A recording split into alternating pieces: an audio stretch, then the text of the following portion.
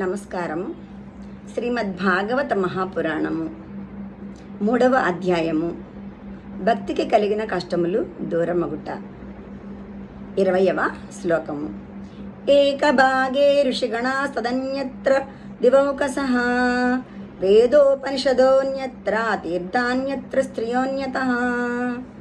ఒకవైపు ఋషిగణములు, మరొక వైపు దేవతలు ఉపవిష్టులై యుండిరి.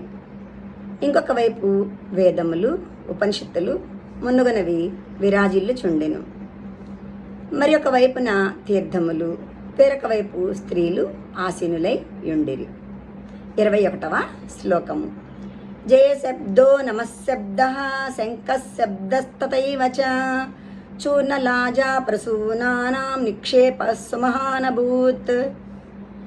అట్టి శుభవేళ అన్ని వైపుల నుండి జయ జయధ్వానములు వినిపించుచుండెను.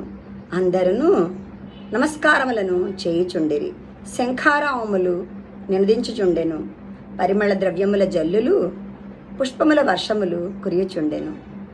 22వ శ్లోకము. విమానాని సమారుహ్య కియంతో దేవనాయకాః కల్పవృక్ష ప్రసూనాయిస్తాన్ సర్వాంస్తత్ర సమాకిరన్. దేవశ్రేష్ఠులైన కొందరు విమానములను అధిరోహించి ఉండిరి.